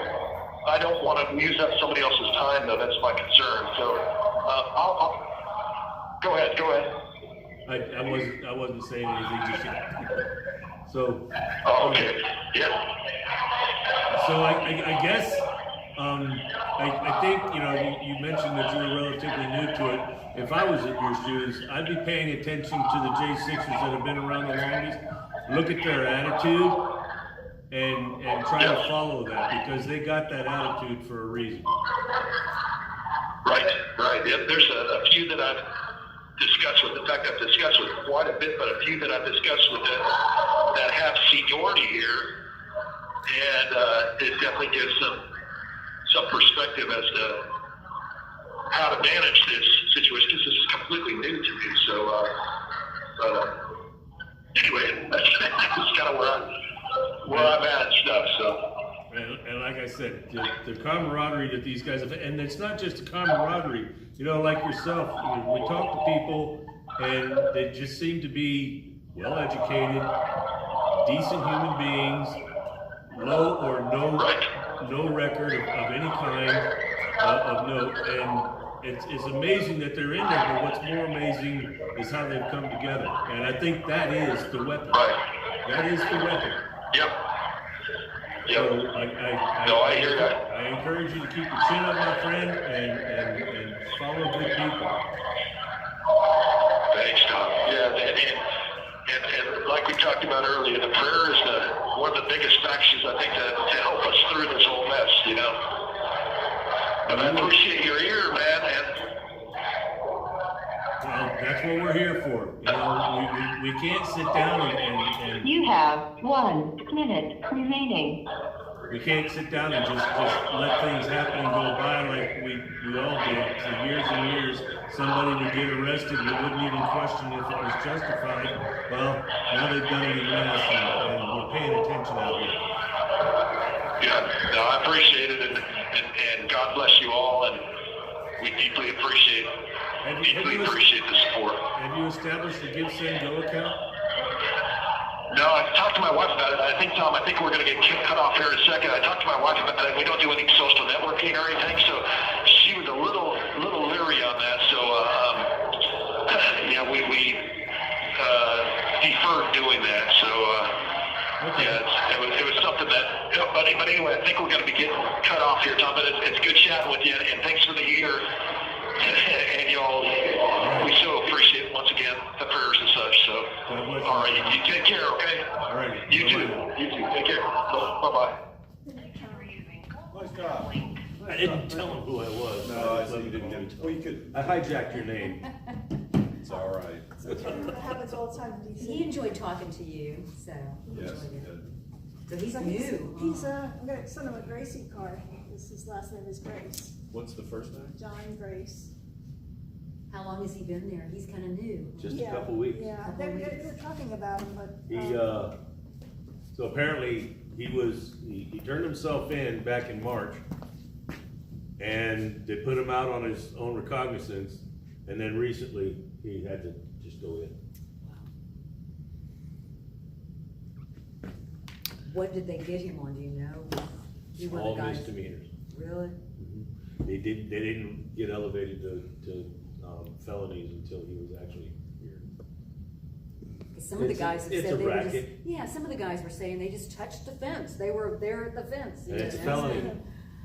That Yep. must be him. Yeah. Hey, Gina. Hey, Lisa. Jonathan David Grace. Lindy. From Colorado. He doesn't have very. Christum. He's too new to have it. Thanks, everybody, for tuning in. Nice to see the chats, too. And share it. Jane, howdy. It's finally warming up in here, guys. It is. Boy. And I also noticed that I saw different names than I saw on there last week. Yeah. These are friendly names. I think it's growing. I think it's growing. People Well, watch it. they do get shared, and there's certain of these that I imagine it's because a particular spouse or something is sharing, that around. But I go and look sometimes. I think some of our videos have up to almost 200 views. It's great. Hello, this is a prepaid call from Taylor.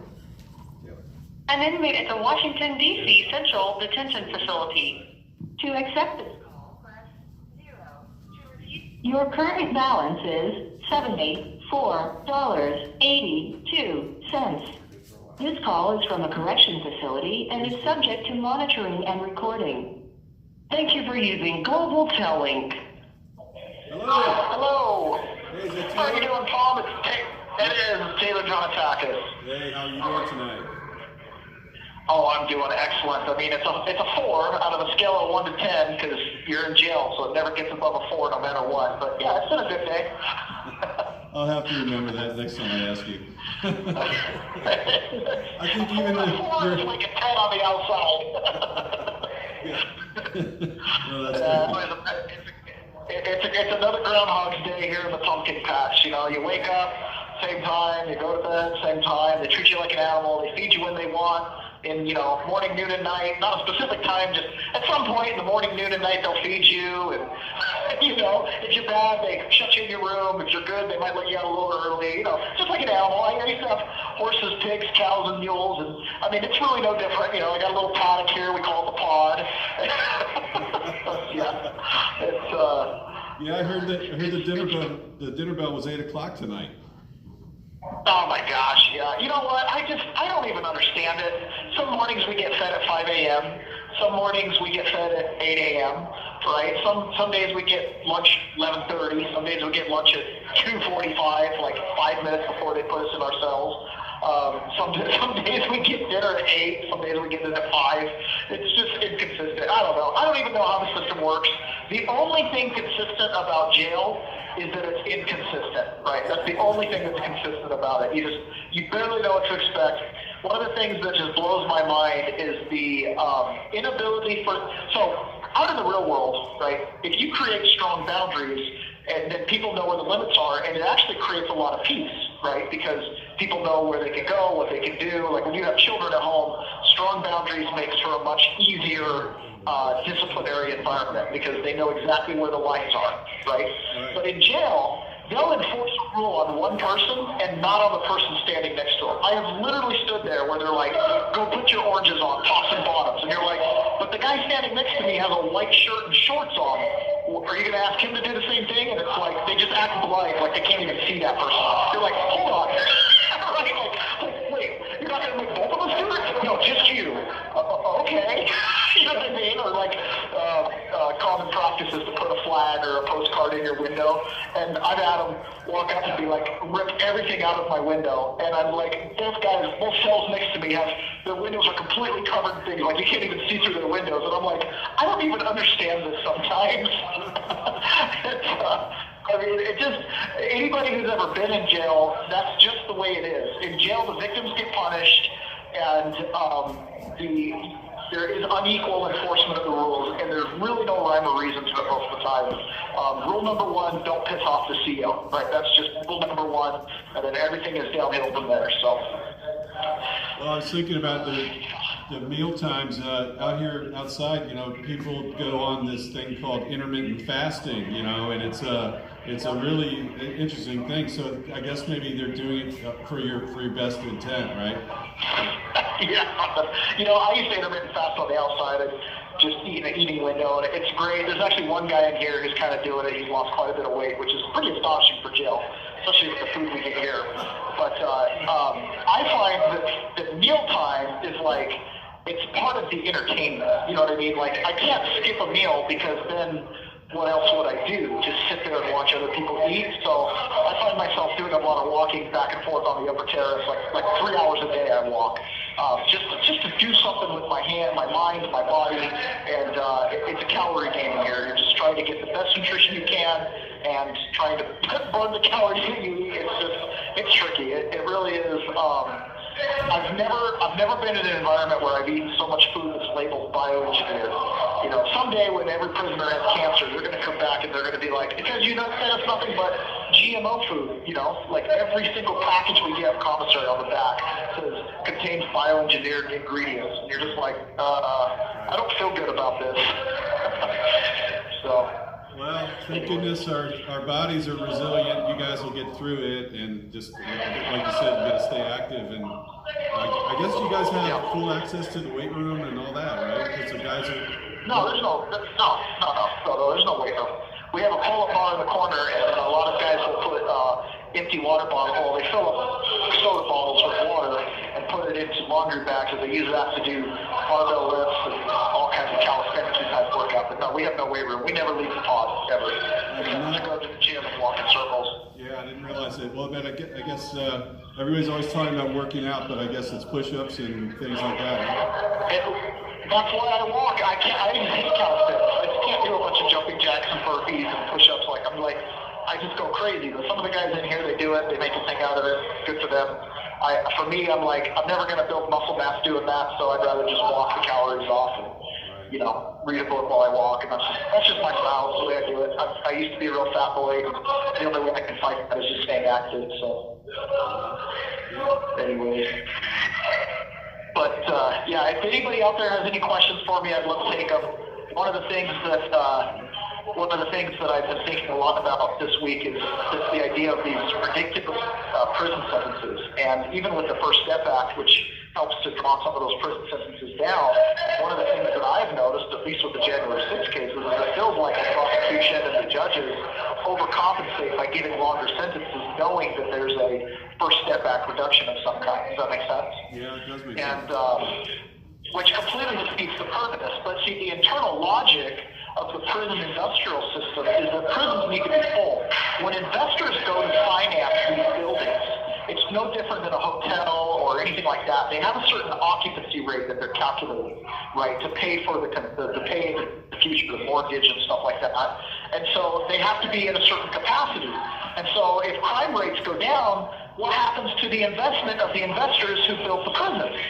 They have a hard time getting their payments. Do you see what I'm saying? So the internal logic says that you've got to keep the prisons full. So when a man like Donald Trump comes around and sees humanity and goes, wow, it's just not right that we have ridiculous, you know, mandatory minimums and these guys are in prison for so long, and so he creates the First Step Act. Well, the system, whether intentional or not, there's no individual making the decisions, but the internal logic of the for-profit prison system wants a whole prison because it's for-profit, right? And so that's where you start to have this rub, and you get longer sentences knowing there's a reduction to keep the beds occupied, et cetera, et cetera, et cetera. It's something that we, the people, the American people, we've got to take a really hard look at this going forward. I've said it a couple times, but the system, right, I've air quoted that, will rue the day that they dragged 1,300 plus Main Street Americans that, for the most part, had never been exposed to the justice system or the prison system through it.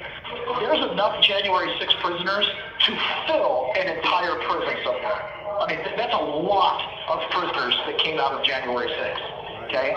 The idea that the system is going to get away with it without being reformed or having a serious look at is absolutely ridiculous. You're not talking about 1,300 random disconnected carjackers.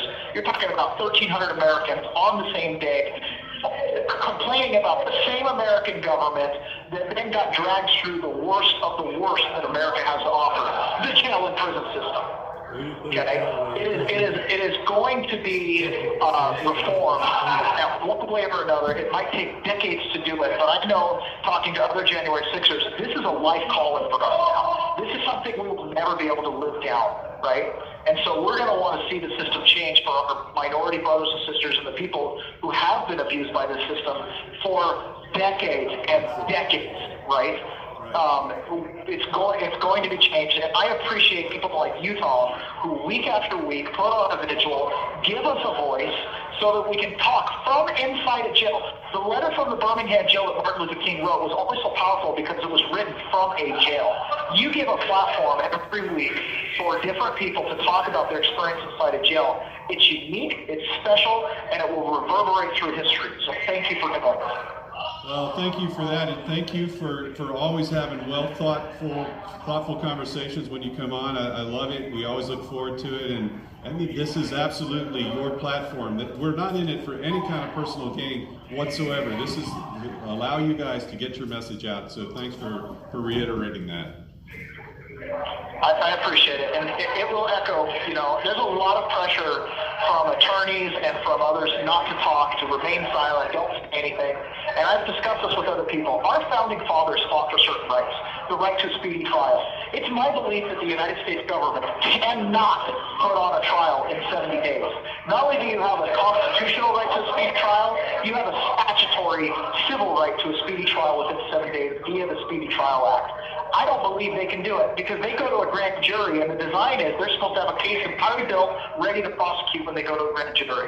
But instead what they do is they indict a ham sandwich, you're the ham sandwich, and then they get you to toll your right to a speedy trial while they dress it up. Does that make sense? You know what I mean? And all of the officers of the court, the defense attorney, the prosecution, the judge, they all try to get you to waive your right to a speedy trial because the ham sandwich is a finish, okay?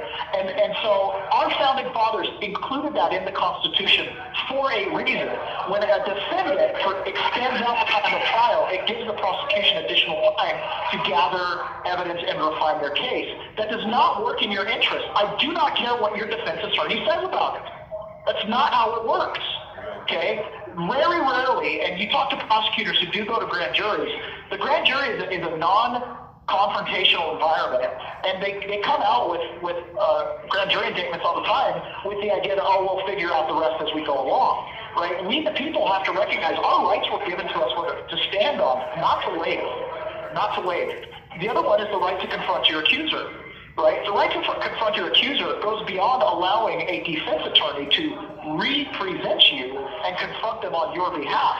It is literally your right to talk to the person who's making a claim against you and to apologize sincerely and settle the claim before you go see a judge, right? But how many times do we get it set up in a system where you never actually get to settle the controversy or settle the claim with the person making a claim against you? People fought and died to give you that right, and yet we neglect it and waive it continuously. Right? There are so many things that we Americans have to recognize that the justice system, to its own benefit, in order to have higher conviction rates and to fill the prisons, has gotten it to where people waive their rights instead of stand on them. And, that is something that Americans just need to take a real good look in the mirror because we do it to ourselves. Well, I think that point you made about keeping the prisons full is really important. You know that the United States has the highest incarceration rate in the entire world. And it makes me think, in my kind of background, we do pro formas for buildings and things, and yeah, there's a cash flow that's required, and so you nailed it, right? You hit the nail on the head. It's all about cash flow. You need the bodies to get the results. It's my opinion, you are ripping families apart. Okay, when you put a man in jail from his wife and his children, you're disconnecting the family, you're creating a generational trauma, you're making it much more likely that his children become criminals themselves, right? The idea that for a first-time offender, nonviolent, misdemeanor, and or nonviolent felonies, if you put a GPS ankle bracelet on them and have them on home confinement with work release, you are going to curb their behavior. For someone that is used to liberty and freedom, you do something like that, you will curb their behavior. My behavior was curbed when I had to report my travel and check in every week. I was on a, pre-trial probation, basically, right? Like, that was a major, just doing that reminded me every week, you're under criminal indictment, you gotta watch your speed limit, you gotta dot your I's, cross your T's, do everything right. You can curb behavior with that. But the idea that you would take me from my family, for the prosecution, in my case, wants 9 years, right? That means my children will be raised without me. What benefit is that to society? I had a nuclear family, I was a sole income earner, we have good children, right? There's absolutely no reason why you couldn't just talk to me and say, hey, that thing you did, don't do it again. Okay, I got the message, right? But instead, because of the prison industrial system, the justice system that doesn't seem to dispel justice, right? You're in a situation now where now we have to fight against the trends of... You have 1 minute remaining. The family being broken apart, et cetera, et cetera. And a lot of that comes from the performance. It comes from the fact that the prison has to be full. There's a certain number of beds that need to be occupied to make these places profitable. And Americans, we must make people aware of this. And you're not going to drag 1,300 plus Main Street Americans through the jail and prison system and not have reform be the call of the day. The vast majority of us never been violent, have lived good lives, and now we're being back into this like we were your average, normal, everyday carjacker. It's really sad. Before it hangs up on me, for those of you that care to honor my family, givesendgo.com/John Attackis Family Help is my wife's Give Send Go. So thank you guys very much. Thank you, Charlie. Have a good night. Thank you. All right, you too. Thank you. Bye.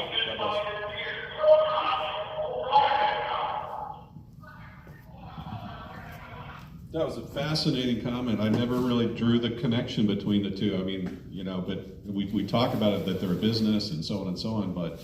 Well, we don't really noodle through and see all the nuts and bolts details. Yeah, but exactly. If this jail's not full, this jail has a capacity of 496 people, right? Mm-hmm. And they talk about that every month. They talk about what they're...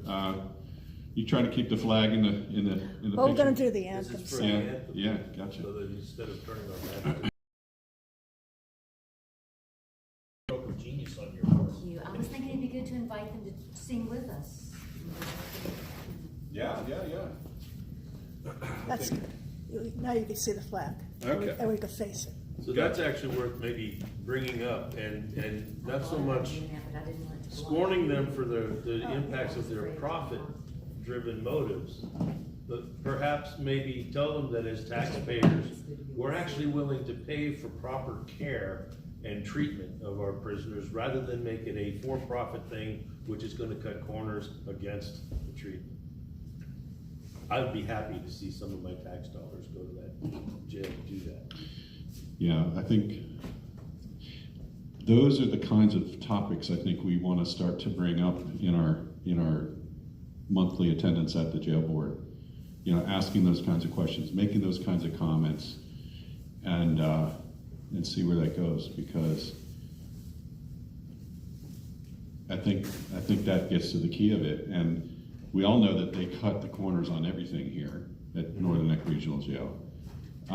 Even when they are profitable, they can have room, and they don't Right. make that call because it's... Well, when they're getting ready to order the electric gloves, they had plenty of money in the budget to be able to do it. That wasn't even a concern.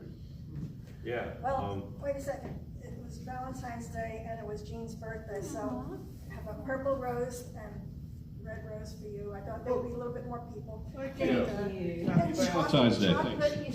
Chocolate roses. That was very nice. Everything you do is so thoughtful. I had it You're all out, the guy. I had it out in the package, but I thought, I better put it back in the package because you're gonna crush it. Oh, Mr. Senior? Yeah. Somebody else. Hello, this is a prepaid call from an inmate at the Washington, D.C. Central Detention Facility. To accept this call, press 0. Your current balance is $73.12. This call is from a correction facility and is subject to monitoring and recording. Thank you for using Global Tel Link. Hello. Hello, Patriots. What's going on? How was your Friday? Hey, it was good. Good Friday. I was on the road. Good Friday. Yeah, well, it's coming to that soon. I was. So I'm sorry, Tom. I don't mean to cut you off. I do have Todd here. Just so everyone knows, Todd is we call him a new recruit to the DC Gulag. I'm not sure exactly where he's in his. Waiting on sentencing. He's waiting on sentencing, so he can't get too in depth. But he does not have Gibson Go. However, his name for anyone who wants to donate to commissary funds. It's always rough when we first get here. So his number is 388-351. So it's Todd John, or it's not John Todd. Todd being the last name, Todd. Got it. Sorry. So anyway, Todd, this is Tom. He runs the Northern Neck Patriots, or one of the individuals who runs the Northern Neck Patriots. We explained in a very, very brief that the Northern Neck Patriots and the J6ers, we ruin $1 million deals in jails. So to put it down briefly. So but anyway, sorry, Tom. So we are gonna cut out for the national anthem. Obviously, we're gonna bring you out there. But Todd, want to say anything about yourself? Or Tom's a really easy guy to talk to. Well, I'm a Afghani vet. Was in the Marines for 3.5 years. Thank you for your service, Todd. I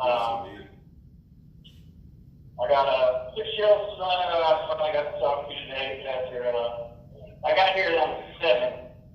Spent some time in the hole for a little bit.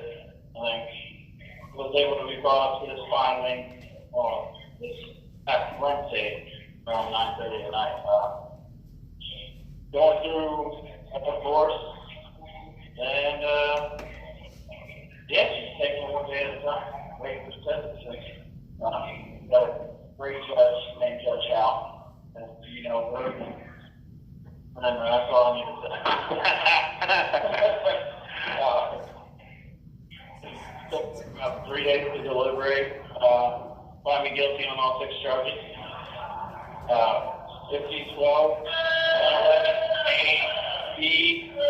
They hit me with the paragraph B in there for intent to commit another felony, which was the 1512, and then 4 misdemeanors. So that's just a little bit of one. Well, I think the 1512 is going to get overturned, I hope. I do too, And it's for them to knock one more thing off my lovely list. I'm just sharing this with you guys, and what I've been told is other judges or other people have verified that you can't be hit with intent to commit another felony if it's the 1512 unless you knowingly knew that Mike Pence was in the building. That's what I testified in front of my grand jury to try and get the 111A out. And they pretty much made it sound like I knew that before, when I told them after the fact, yes, that's something that we're aware of. But they try to twist the words, and they kind of sealed part of my grand jury testimony in the trial because it would have showed that I wasn't aware of it and could have been, but the judge would not let us enter in the full grand jury testimony. Well, I mean, that would be, having the rules not be twisted, which is DC. If DC isn't good for twisting the rules, then I mean, they tried to put a White House policymaker on my jury and said there was no conflict because he wasn't a January 6th policymaker. Now, that tells you all you need to know. The selection of juries. They asked if you could get rid of your bias, didn't say no, and they just asked you until you say, oh yeah, I guess I can do that. Wow. John, where are you from, if we have another minute here? Currently living in South Carolina, but I was raised in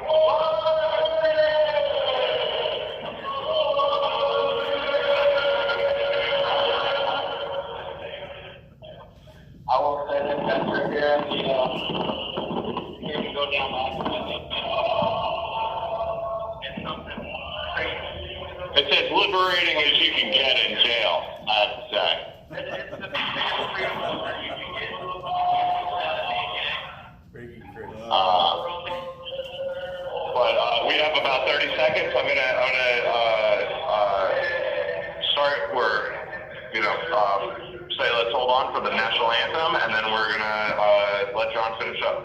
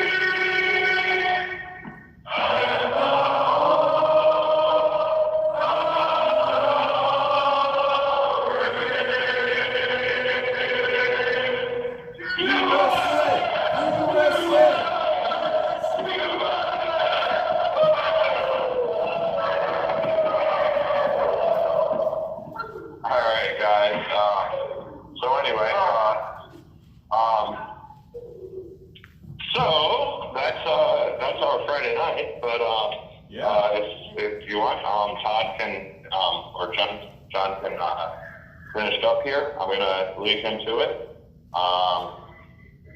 Tom, any questions you guys have or anything like that? We have, like I said, another rep, so it's a shame, but he's here. All right. Hey, I would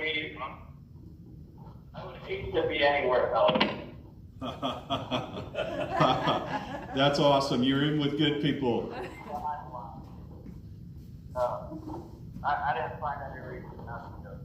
But, and if people are like, yeah, how it's not that, oh, stay out. I would not take it. I would not have taken the deal. I would not have done anything. Hey, John, we can't hear you too well. I said I would not take a deal, and I would not change anything I did. Gotcha. I can hear you. I can hear you now. I can hear you. Good for you.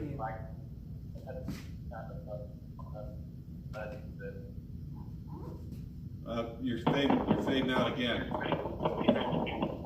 I think the headphones are on the cheaper side, kind of going in and out. Yeah. Yeah. So South Carolina, you said what part? Cowpen, it's about 10-15 minutes from North Carolina border. What's the word again?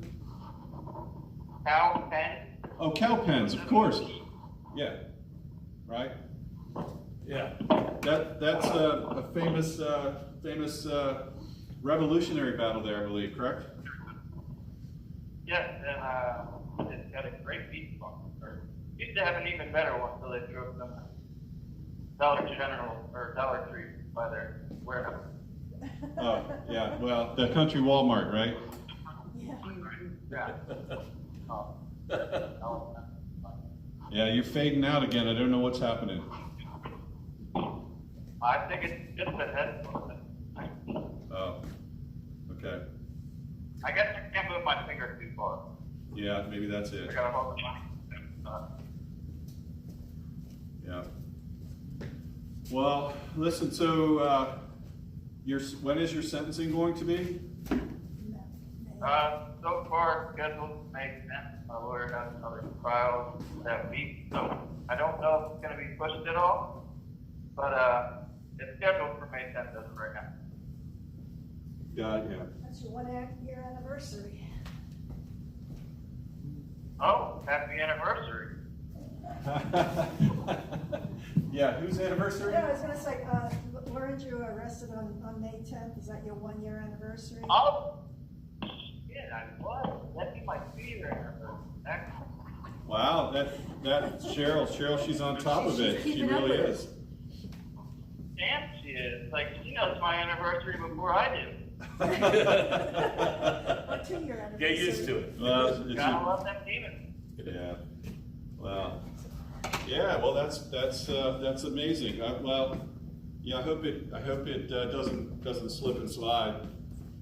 That would be interesting if it's on the same day.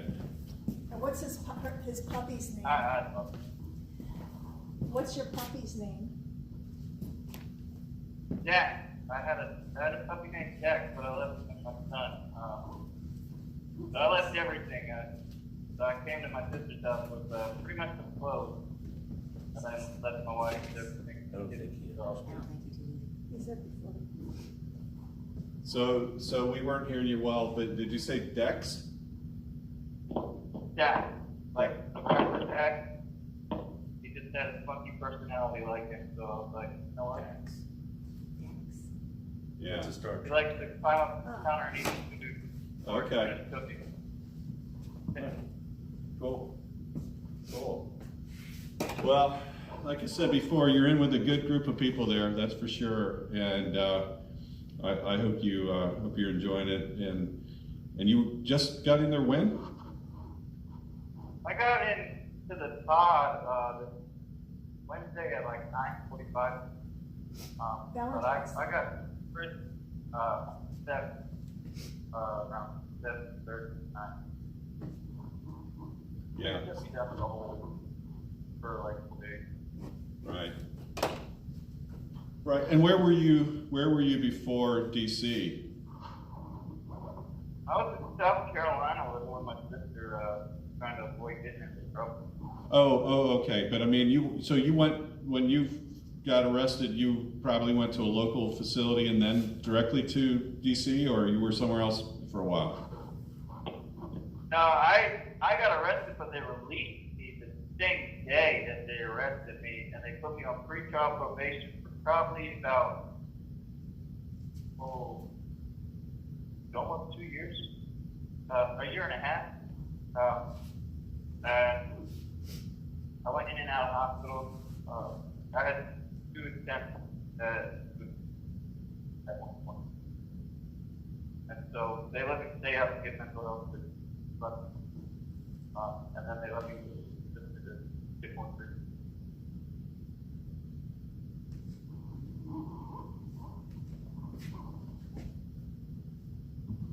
Well, let's see. What else do you? What else you wanna talk about? It's your, I mean, not much. I don't really know. I got put on the spot earlier, and I was like, I'll start talking to you. But there will be more times to talk to you before, so I guess I'll just introduce myself. well, good. You have 1 minute remaining. 1 minute left anyway, so it helps not to get too far. Listen, we'll look forward to talking to you again, John. And somebody commented that you're the guy with 3 first names, so that's easy to remember. Yes, and I'm the third. And I'm the third. And the third. Okay, how about that? That's pretty cool. All right. Well, listen, you have a great rest of the day, and we're praying for all you guys, and keep the faith, and we look forward to talking to you again soon. All right. You too. God bless you guys. All right. God bless you. Good night. Good night. Good night. Yes.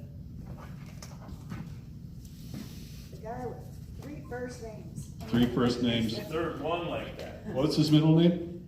George. John George Todd. How about that? That's pretty cool. All right. Everyone, thank you for tuning in.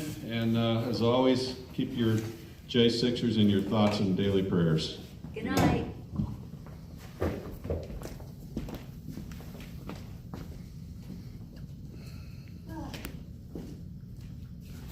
Great job, everybody. I feel like we're finally thawing out a little bit.